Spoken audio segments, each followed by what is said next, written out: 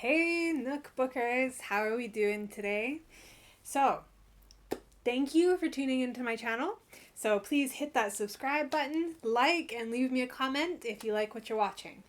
Free ways that you can help me out with this channel, with my podcast, and all of it is very much appreciated. Okay, so today's video is all about, you guessed it, fiction, but this time it is historical fiction. We are focusing on books that have been written around Greek mythology, maybe coming at it from a different perspective, standalone books, and one book series that they don't necessarily feed into each other, but there's a slight crossover, but you can read one without the others. They're not mandatory series reads.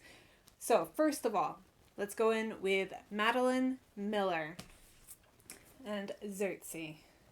Really, really good read. I can't even, oh my gosh. This poor woman, wow, witch, goddess, like left on an island, like, it seems to happen to so many of the women in Greek myth as far as being abandoned on islands, them sort of like saying sawed off to the world and just kind of, ugh. And yet, the men always come and need help. What's a girl to do, right? Well, this one, she has lots of plans. So, really good main character, Xerxes. Really good story arc. Awesome points of view. And it ties off really nicely. It's just all around a nice read. You can do this. It's not that long. So, you could do it in a day if you're feeling really if you get stuck into it and committed and you have a day to burn, then totally. It's 336 pages. As you can see, it's not like it's got huge words or tiny words. It's a really, really good weekend read. Or if you're planning a holiday or a flight, just anything to help pass time, please give this book a go. I cannot recommend it enough. It is one of the lesser known stories of Greek myth, along with some of the others that I'm going to bring up. And I love that it seems like a lot of authors are starting to highlight the smaller characters that are often forgotten, even though they have these really big, whether it's self-growth or whether they're imperative to a larger story that is really well known in mythology, such as the War of Troy, for example. So, yes, definitely read Xerxes. Another one by Madeline Miller is The Song of Achilles. Now, this one I adore, even more than Xerxes. Xerxes I would give about 4 stars. This one is definitely a 5 stars. And the way she comes in at the character of Achilles and how he's portrayed, and Patroclus and their relationship, and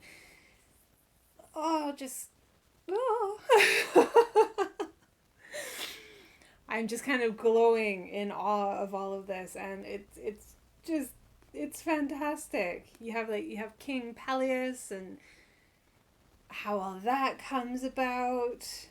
Perseus, that's it, Perseus. So, for anyone who has seen the movie Troy with Brad Pitt as Achilles and all of that, just no. It's it's Brad Pitt in a movie, you can't complain. But it's not this. Not to mention when the movie was made and how Hollywood used to be about sort of homoerotic, and whereas this is very, very honest about that interpretation between Heracles and Patroclus. Like I said, their relationship, it's complicated. But Perseus does play her part, and you get more in-depth. It's that inner monologuing by Achilles, and it really just makes it. And his mother, Tethys, and how how their relationship is, her and Achilles, her son, and yeah, really good paced.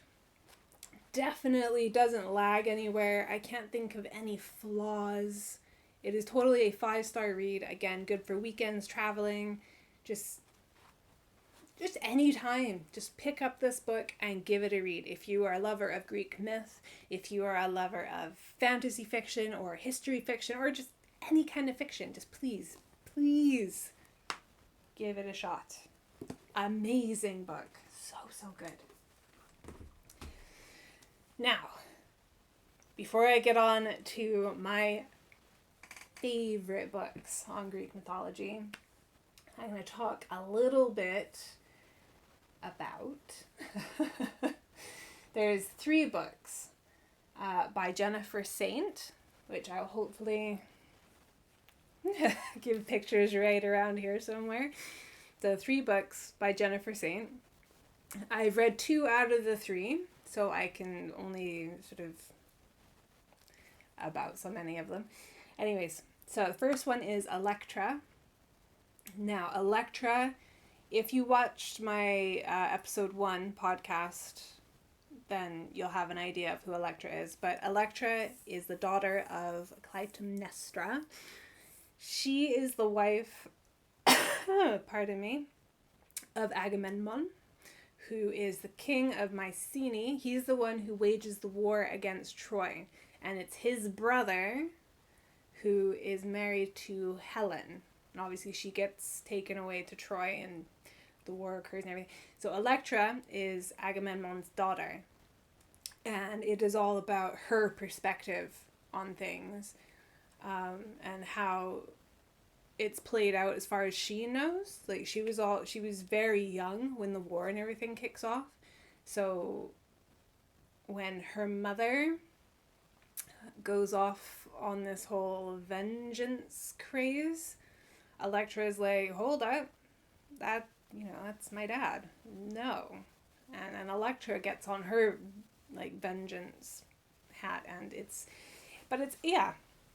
I was saying about the lesser known characters, and Electra is definitely one who is lesser known, but yet she has like, she's inspired. I mean, you think like her name, Electra, like it's inspired words like electrum and electricity. Like she is such an intense character, and it's fantastic that someone's finally shining a light on her story again. It is an amazing story at that. Good pace. They're small reads, not much bigger than Song of Achilles. And the story arcs nicely. It ties off nicely at the end. So yes, Electra. Read it. You won't regret it, I promise. Another one by Jennifer Saint is Ariadne. Now, she comes in with the story of Theseus and the Minotaur. So Theseus is the son of the king of Athens, and he comes to the island of Crete to kill the Minotaur that lives beneath the palace. The Minotaur is actually Ariadne's brother. Don't even get me into how her mother managed to give birth to this half man, half bull. It's, bestiality, to say the least. But that's not touched on in the book whatsoever. Not really, anyway. Very, very briefly, with not a lot of detail. Icarus and his father are brought into it as well. You see them leaving the island of Crete with their wings, and obviously poor Icarus flying too close to the sun. We know how that one ends. But yes, this is all about how, Ariadne ends up getting stranded on the nearby island of Naxos, or Naxos. And inevitably, she ends up becoming the wife of Dionysus, the god of wine and revelry. And it's all about that story. Her coming to terms with the fact that her husband is a god and what his worship looks like and what that entails and how she feels about that. And then you have her sister who ends up in Athens, who takes quite the turn. There's a whole sort of story within a story there. I mean, it comes full circle. It is a nicely paced story. Honestly, I was sad when it ended. I could have done with a few more chapters. but I'm really happy. I'm just really happy I read it. Like I had no idea how much of a story there was with Ariadne. And like, because I always was quite an admirer of Theseus as a character in myth, you know, like he was supposed to be very, very logical thinking and problem solving and outside of the box and all that kind of stuff. But honestly, like in this book, you, for use of a better word, let's say one that's not completely explicit, and he's a jerk. I don't like him. And it hurts me to say that because I really did used to like him as a character. He was, you know, like Achilles. Like, I love Achilles. But not Theseus, not anymore. Just such a jerk. Wow. Just wow. I mean, even Dionysus. I'm not even particularly happy with him as a god anymore. You imagine him as this, like, merry guy dancing around, pretty much drunk all the time, but there's some disturbing aspects to Dionysus, and you get to learn all about them in the book. And it's called Ariadne, just Ariadne. But yeah, totally recommend. 5-star read yet again. Electra, I'd probably give 4 stars. Ariadne, 5 stars.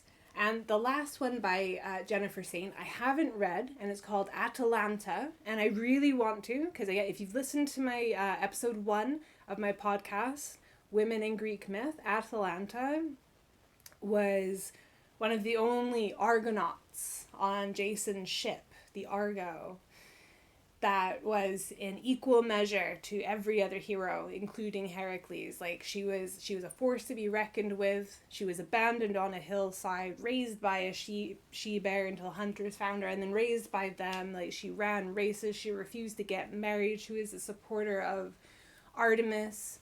She wanted to stay virginal. Like, she was just an awesome woman. As far as, like, you know, anything you can do, I can do, that's where she's at. And she couldn't only do it, she could usually do it better.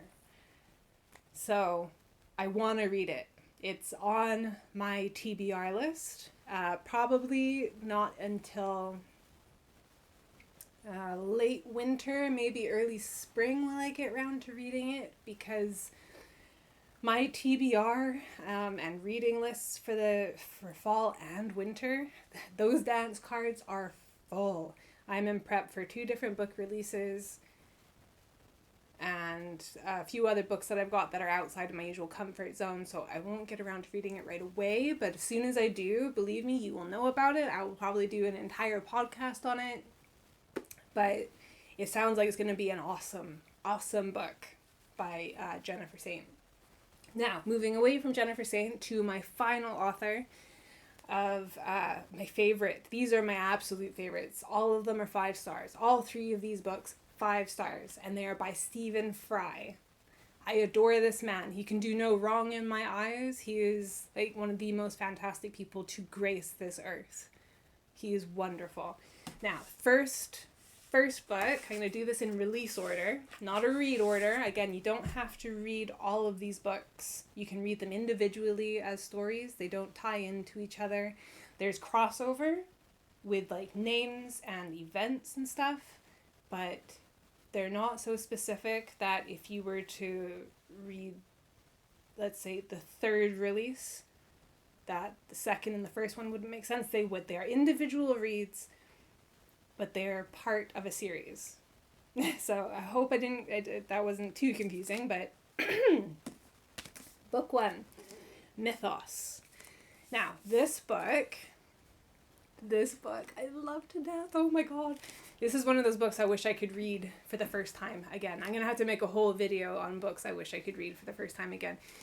So Mythos explains pretty much the whole god foundling family tree, like right from primordial gods, how, you know, chaos created Gaia, and then from Gaia and like all of these other elementals came in, and then from there you had like the next tier, and then you have like the Titanomachy, and then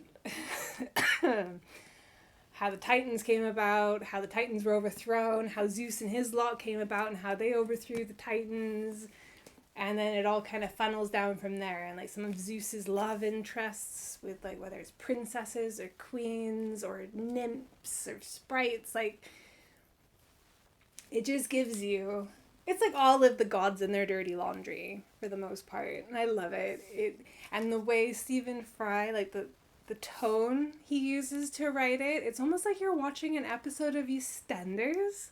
It's amazing. It'll make you giggle. I promise you. It doesn't slow down at any point because it's like a book of stories. But he runs it into a timeline really nicely. So it ticks over wonderfully. Absolutely wonderfully. So, coming away from my 5-star mythos, his second release in this series was Heroes.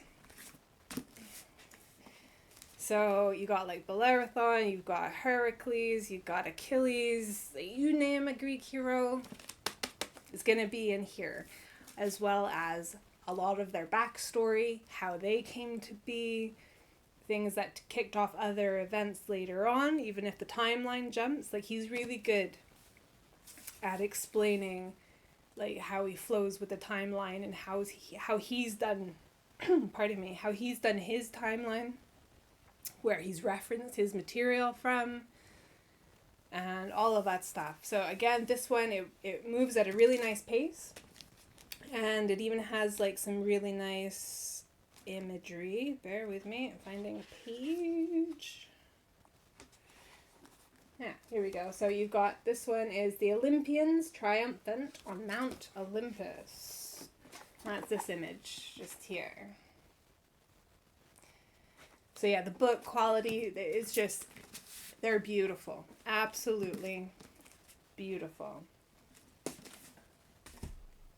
It also touches on like a lot of the monsters as well. So you like, it's based around the era of heroes. And the idea with the era of heroes, obviously the heroes were all there to defeat the monsters, but then Zeus also set it up so a lot of the monsters would also destroy the heroes. There's theories saying that that's why the Trojan War happened, because Zeus wanted to wipe the board of divine interference and intervention, take the majority, if not all, of the heroes off the board, because at this point the majority, if not all, of the monsters have been slain. So he wants to essentially abandon man to earth and leave them to it, because he's sick of them being quite content without the gods and blasphemous and all of that stuff. So speaking of that, the third and final one, Troy. So you can guess what this book is all about. The pace is beautiful. You get so much backstory, how the war started, why it started, why Paris even wanted Helen, how he even knew about Helen, like all of it. Like it all, it kicks off with a golden apple, and Paris is a shepherd, and yet somehow winds up being a prince of Troy. It's like, what? Why? How? When? Who? And all the other very, very, very clever questions along the way. And like, yeah, and the gods and goddesses who are involved in the war, which sides they take, who they help. Like, they say Apollo helped Paris make that shot that hit that finite, tiny little spot on Achilles' heel. Apparently that was all guided by Apollo. Like, it's, please definitely read this book. It is fantastic. And again, it reads like you're reading through a soap opera. Like, it flows really nicely. You laugh when you need to, you cry when you need to. It's got everything an epic story needs. Stephen Fry delivers again. So, this one was a nice, short, sweet video. I hope you enjoyed my Greek historical fiction reads. Please let me know if you have any fiction reads, particularly around Greek myth, like history fiction reads, that I haven't read. Comment below, let me know, or even better yet, join my book club and like suggest it, put it into the reading pile, put it into the reading shelf, and I will definitely do it because I am always itching for more Greek tales. I love it. I love it. I love it. Okay, guys, my Nook Bookers, subscribe, like, comment below, and I will see you for my next video and podcast. Mwah!